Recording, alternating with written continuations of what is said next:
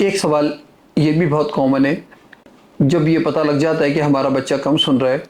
تو پھر ہم اللہ سے معجزات کی توقع رکھتے ہیں، اور ہم یہ سمجھ رہے ہوتے ہیں کہ کسی بابا کے پاس چلے جائیں، کسی سے دعا کروا لیں،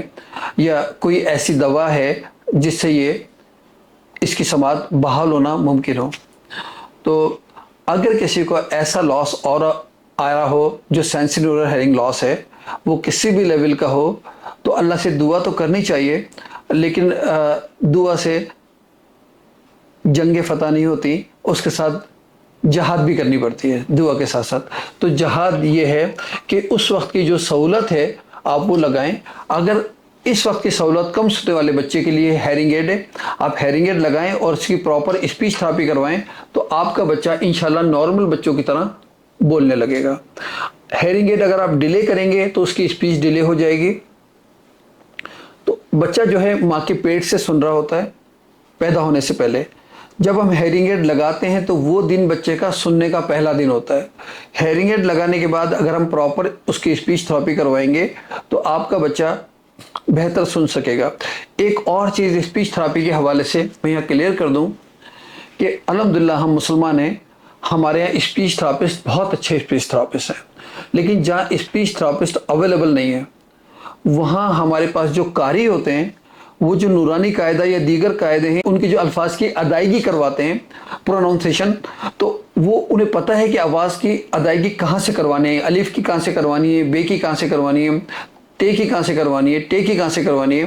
تو وہ ادائیگی اگر اسپیچ تھراپسٹ کے ساتھ اور قاری دونوں مل کے اسپیچ تھراپی کریں تو آپ یقین جانیں کہ جو رزلٹ 6 مہینے میں آتے ہیں وہ 2 مہینے میں آنا شروع ہو جائیں گے۔ تو آپ اپنے بچوں کی جب اسپیچ تھراپی کروا رہے ہیں تو کسی اچھے قاری کی بھی سلیکشن کر لیں۔ ایک تو قاری کی فیس کم ہوتی ہے،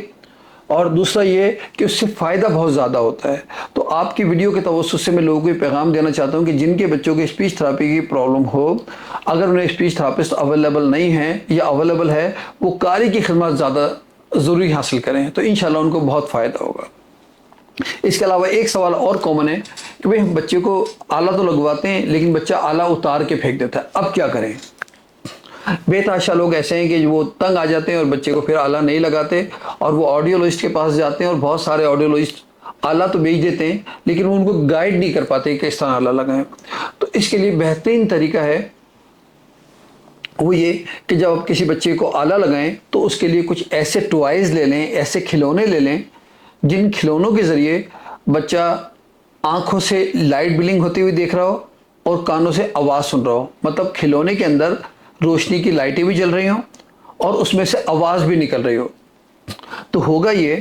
کہ جب بچہ آہستہ آہستہ اس بات کو سمجھ جائے گا کہ آلہ لگا ہوتا ہے تو مجھے آواز بھی آتی ہے ورنہ خالی لائٹیں نظر آتی ہیں، تو 2 سے 3 مہینے میں بچہ اس بات کو سمجھ جائے گا کہ جب مجھے آلہ لگا ہوتا ہے تو آلے میں سے آواز بھی آ رہی، اس میں سے کھلونے میں سے آواز بھی آ رہی ہوتی ہے اور ورنہ خالی لائٹیں جل رہی ہوتی ہیں۔ تو جب بچہ اس بات کو سمجھ جائے گا تو کبھی وہ آلہ اتار کے نہیں پھینکے گا، کیونکہ اس کو اس کی افادیت کا اندازہ ہو چکا ہوگا۔ اس کے لیے ہمیں اہم احتیاط یہ کرنی ہے کہ بچے کے لیے مختلف طرح کے 4-5 کھلونے لے لیے جائیں اور ایک وقت میں اس کو ایک کھلونا دیا جائے، تاکہ جب بچہ اس کھلونے سے اکتا جائے تو اگلے سیشن میں اس کا کھلونا بدل دیا جائے۔ اس طرح 4-5 کھلونے ہم ریپیٹ کر کے اس کو دیں گے تو انشاءاللہ بچہ 2 سے 3 مہینے میں آلہ لگانے کا بھی عادی ہو جائے گا اور آلے سے اس کو فائدہ بھی ہونا شروع ہو جائے گا۔